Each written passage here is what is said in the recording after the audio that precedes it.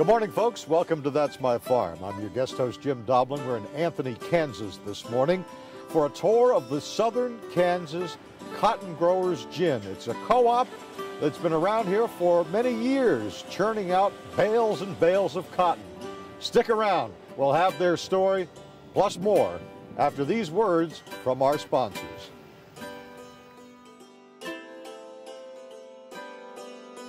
Closed captioning brought to you by Ag Promo Source. Together we grow.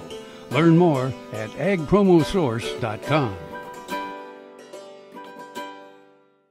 That's My Farm is brought to you in part by Tallgrass Commodities. Big enough to serve, small enough to care. Good morning, folks, and welcome to this edition of That's My Farm. I'm Jim Doblin, your guest host for this episode, and we've been talking a lot about cotton lately, primarily from the growing and harvesting standpoint, but today we are at a cotton gin near Anthony, Kansas, the Southern Kansas Cotton Cooperative.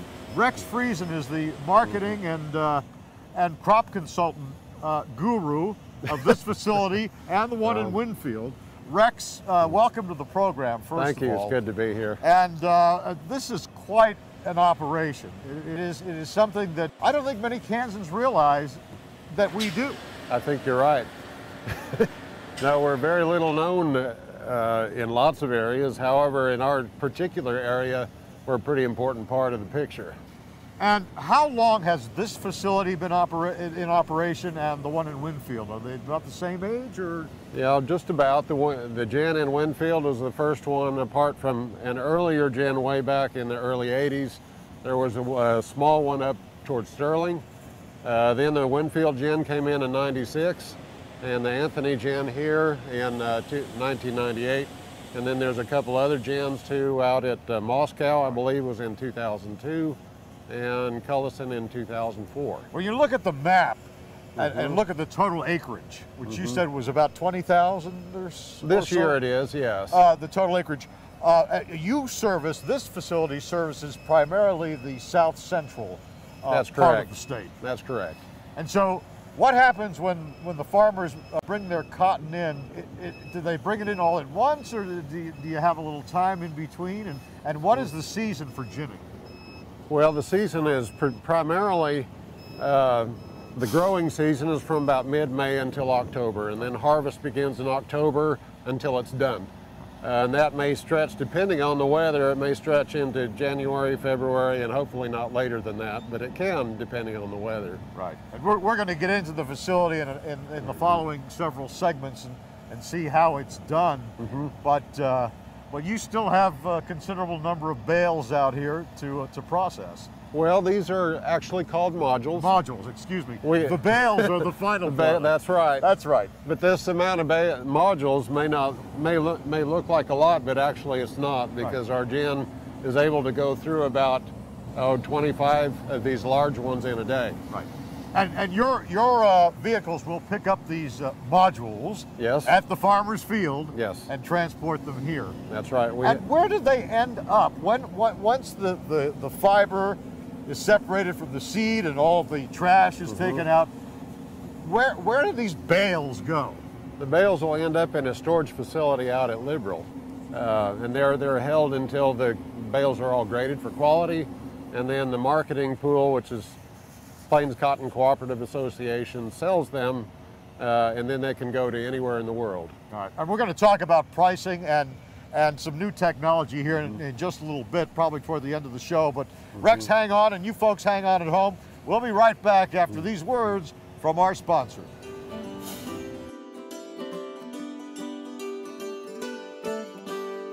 Watch Ag AM in Kansas online at agaminkansas.com.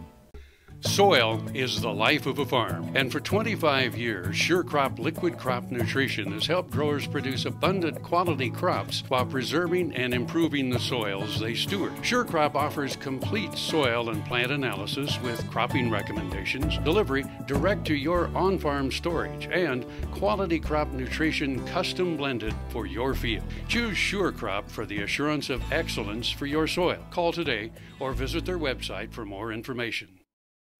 Valley Vet Supply is devoted to providing information and professional quality products at reasonable prices. Valley Vet Supply. Grain sorghum is one of the most important cereal crops worldwide, and Kansas leads the nation in its production. Over the years, sorghum has been either exported, used in animal feed domestically, or for other industrial uses. Recently, its use in the ethanol market has seen tremendous growth, with 30% of domestic sorghum typically going to ethanol production. Kansas Grain Sorghum is committed to sorghum research, market development, and education. Learn more at ksgrainsorghum.org. That's My Farm is brought to you in part by Tallgrass Commodities. Big enough to serve, small enough to care. All right, folks, welcome back to That's My Farm near Anthony, Kansas at the Southern Kansas Cotton Cooperative Gin. And we have Sterling Shepard with us today. And Sterling, what is your title exactly? I'm the gin superintendent. You know all about this operation. How long have you been at this? About 10 years now. Okay. So still learning. Well, I'm sure. You know, you learn something new every day. Right. Some things have changed in 10 years, obviously for the better. And we'll get into that a little bit later. But take us kind of through the operation. When the cotton comes in from the farmer's field, you bring it in, the modules, Yes, and then what happens? Well, Jim, what we do is as the farmer processes his cotton, he'll call in that he has a module built, and we'll assign him a number, and our trucks will go out and pick up the modules, and we'll place them in certain areas on the field as they're called in. Right. And as they're called in, we gin them in that process, and the module will be backed into the gin onto the roller table where the tarp is taken off.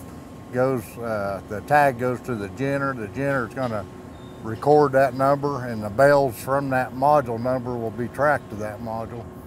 And, so you can keep track of whose cotton is whose. Correct. Basically. And also the seed that comes off of that cotton. The module, as it's being chewed up, we're applying heat directly to it.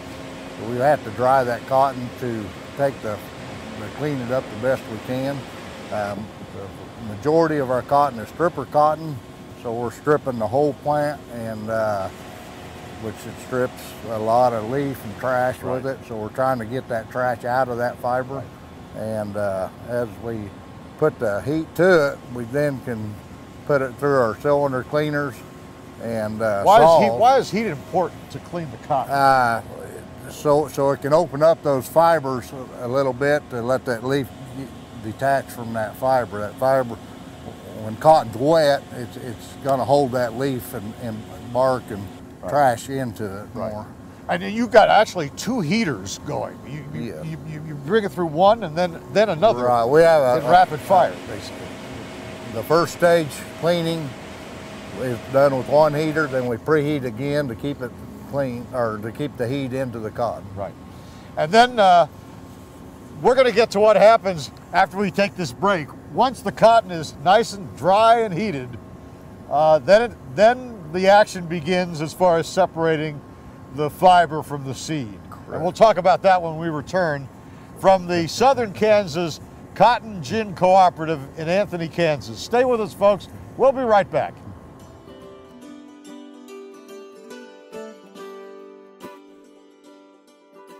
KFRM is one of the largest farm radio stations in the nation, dedicated to informing and entertaining rural listeners from northern Oklahoma to southwestern Nebraska. You can catch KFRM in many ways, of course, 550 on the AM dial, streaming at kfrm.com, or on your smartphone by going to the TuneIn Radio app, or on Ag AM in Kansas on Tuesdays and Facebook every day of the week. KFRM, tune us in. You'll be glad you did. Tarwater Farm and Home has been family owned and operated since its beginning in 1978. What you need for farm and agriculture, lawn and garden, clothing and footwear, and so much more. You'll be surprised at what you'll find in this huge store. They have what you need and lots of it. So come take a look. You'll discover that customer service is first and foremost. Always has been with the Tarwaters. Tarwater Farm and Home, 4107 North. That's My Farm is brought to you in part by Tallgrass Commodities, big enough to serve, small enough to care. It's That's My Farm near Anthony, Kansas at the Southern Kansas Cotton Cooperative Gin. And I'm with Sterling Shepard this morning. And he is the guy who kind of keeps the trains running on time. Well, this gin. It takes a good team of everybody. How many people you got? It takes a good team of 20 people to operate a gin. We have about 10 in the gin itself. Right. Couple in the yard, and our truck drivers and the office personnel along with it. All right, Sterling, we're going to continue our tour of your gin. Once the cotton is dried, what happens next? Right, as the cotton's coming in, the ginner is looking at the moisture mirrors on his console. That is going to control the heaters, how much heat we need to put to it. We want to fluff that cotton to get that trash out. So after it gets the heat applied to it and gets into the system, the pickers are taking out the majority of the sticks right off the bat, going through stick machines, and then it goes into inclines cylinders, which are taking the trash off.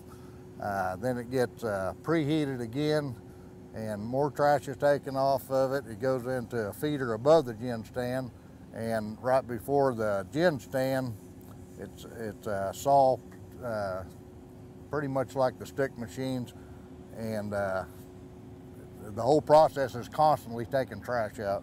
The lint is taken off of the seed. Right.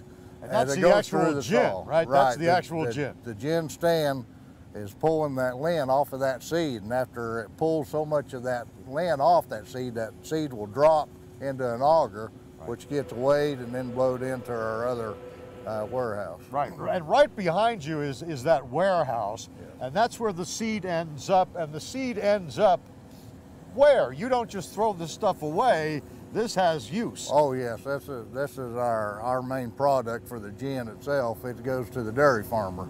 The dairy farmer likes it because it's good on the rumen. It acts as a time release capsule for protein going through their stomachs, right, and they really like it. And besides the cotton, which you ultimately bale up into about 500-pound bales, you also have the mote.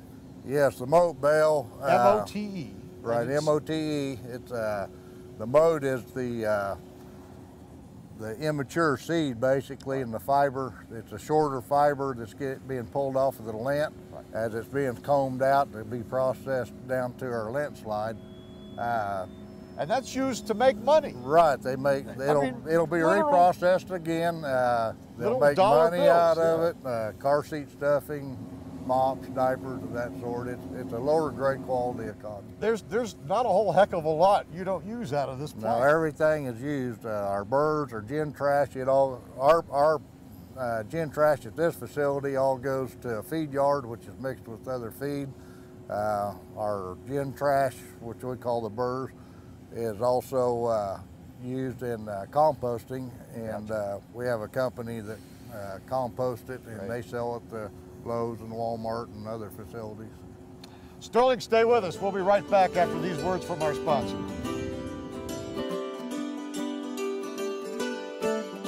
I'm Derek Sawyer, and I'm a fourth-generation Kansas farmer. I've known all my life I wanted to farm this land near McPherson, which was my grandfather's before me. I'm Katie Sawyer, a journalist who never dreamed I'd live my life on the farm until I met Derek. We've married our worlds to help educate consumers about the rural lifestyle and all that farmers do to provide safe and affordable food. Watch our story and the stories of other young Kansas food producers at kansaslivingmagazine.com/meetafarmer. Ag Promo Source is a unique group of marketing specialists with one mission: help your ag business grow. Each affiliate has their own area of expertise, and they work together to bring you advice, products, and services. To get started, visit agpromosource.com. Ag Promo Source. Together we grow. I had this horse. It was a good horse, except when the wind was blowing above 30 miles an hour.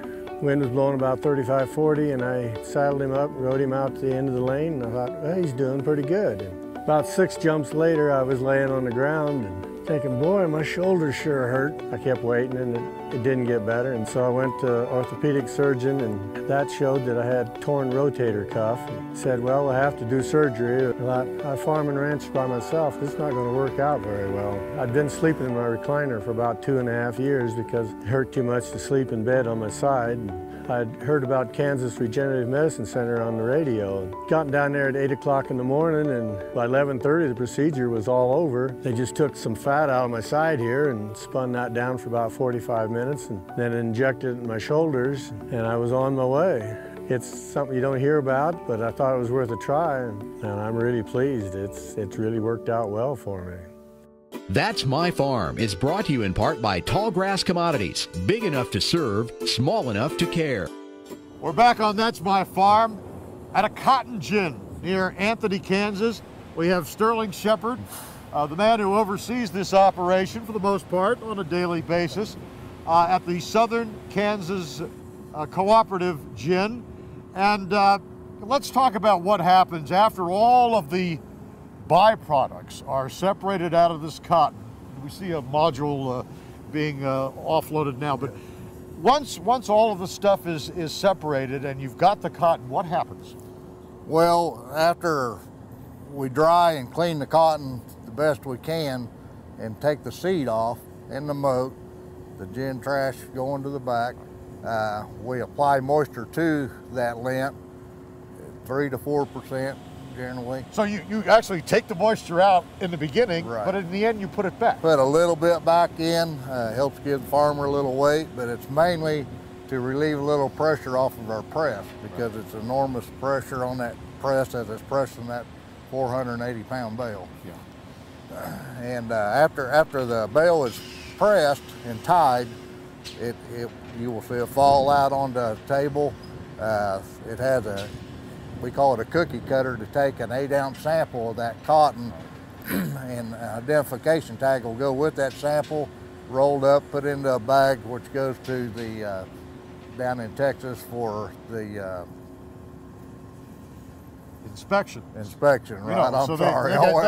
They're the ones the government who government classing office determines the quality of the cotton. Correct. And the higher the quality, the better the price, or is that usually how it works? That's pretty much how it works. Of course, nowadays they're blending a lot more cotton. They don't necessarily want top grade cotton all the time. They want to blend it with a lower grade so they can get a lower priced cotton sometimes and get a good product made with a lower cost. So. Right. And when we see that bale being formed, that pressure, the compressor, what were you talking about as far as pounds per square? I mean, that thing is pretty rock solid, like a right. brick. We're using 5 motors that are kick-on in stages that is pressing that cotton, and I believe it's around 250,000 pounds per square inch, somewhere in that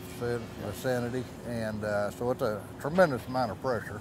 And it ends up in Liberal. That's where it's stored. Right. And then sent out to hither and yon. Right. It'll be identical. Those numbers that we talked about earlier will stay with that bale. Right. It'll be bagged and shipped to Liberal, Kansas, where it'll be put into a warehouse and marketed from there. All right. Let me ask you, from the time these modules go in until the time the bales come out, what are we talking about time-wise? Well, on decent cotton, we're making a bale 2.5 to 3 minutes. And each one of these modules, on an average, we're going to make 11 to 12 bales of cotton. So every 2.5 to 3 minutes, we're pulling 600 pounds of seed off of it and compressing a bale. That's pretty fast. That's pretty fast. Sterling Shepard, appreciate your time, and we'll be back with more after these words from our sponsors.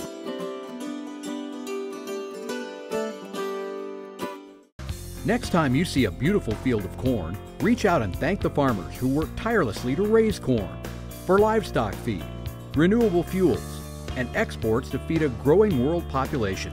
The farmers on the Kansas Corn Commission work for Kansas Corn with grower-funded checkoff dollars that support foreign and domestic market development, research, promotion, and education to expand opportunities for Kansas farmers. To learn more, visit kscorn.com. We do business with Blueville because of the quality of their work. It is excellent quality, and because they make a commitment to their customers. We enjoy the benefits of hiring a good company to help us maintain this home. We will always do business with Blueville. We have for many, many years, and there's no reason for us to look for any other service. The Kansas Wheat Innovation Center in Manhattan is rediscovering ways to get improved varieties and new genetics in the hands of farmers faster. Grower-led and checkoff-funded research initiatives are bringing about positive change. This grassroots leadership provides a strong voice in Topeka and Washington, D.C. Now is the time to partner with Kansas Wheat in moving wheat forward. Kansas Wheat Commission and Kansas Association of Wheat Growers. Farmers investing in their future and yours. Log on to rediscoverwheat.org. That's My Farm is brought to you in part by Tallgrass Commodities. Big enough to serve, small enough to care. Welcome back to That's My Farm. I'm your guest host, Jim Doblin, along with Rex Friesen, and we are at the Southern Kansas Cotton Growers Cooperative here near Anthony, Kansas, in south central Kansas. That'd be accurate, right. Rex. And we've just gone through the factory and the gin and seen the process, and it's quite an elaborate process, but it's a quick process, really. Yes, it is. We're going to talk now about some of the trends in the industry and the future of cotton, but before we do that, let's talk about cotton prices and where we are as far as what you'd like to see and where we are now. Okay. Currently, our prices, just like pretty much all the commodities, they're down lower than we want them to be. Right. The current market price is somewhere between 62, 63 cents a pound, and that's based on pounds of actual length. And you want 70 or above? We'd like that, yes. Yeah, that'd be ideal. Yes. What's the hang-up, though? China is playing a big part in this? China is the elephant in the room. What they do dictates pretty much what happens to prices, and currently there is a world glut. That inventory needs to be used up for the prices really to take off again. That probably won't happen in the next couple of years, but we're operating at a price that we can still make money, and we are. Right, and you have for the past several years. Yes, we have. Although the total number of acreage has diminished over the past few years. Yes, it has. In around 2010, I think it was, the price of grains went way up. Cotton didn't, and as a result, we lost a lot of acres, and we're still trying to recover some of those. Right, and there is hope on a number of fronts, technologically, genetically, with some R2 resistant cotton strains coming out in the next couple of years. The farmers out, I know at least in western Kansas, are real excited about that. That's right. There's new technology in the form of a new, they call it a baler stripper. It is a harvester that does basically everything. It harvests and packs it into round bales, all as a one-man operation. It's a really exciting operation to watch. A one-man band. Yes, it is. And then the genetics that are coming out with cotton, with all the Roundup Ready pigweed that we're seeing, especially. We have new genetics that tolerate Liberty. Right. And now there's new varieties coming out that tolerate dicamba, and then in 2017 tolerate 2,4-D. Right, and that's important, especially out west, but here as well. Now, that's correct. You mentioned round bales. Why are they so important for the future of the ginning operation? Well, I think it's all about efficiency. Harvest efficiency, as well as the problems with finding labor for doing harvest. Harvest traditionally has taken a number of people and more equipment to harvest. This particular machine narrows it down to one person if needed to be that way. Rex Friesen, thank you for joining us today from the Southern welcome. Kansas Cotton Growers Cooperative here near Anthony, Kansas. Folks, that's all the time we have for this edition of That's My Farm. Join us next week for another episode. I'm Jim Doblin. We'll see you later. Closed captioning brought to you by Ag Promo Source. Together we grow. Learn more at agpromosource.com.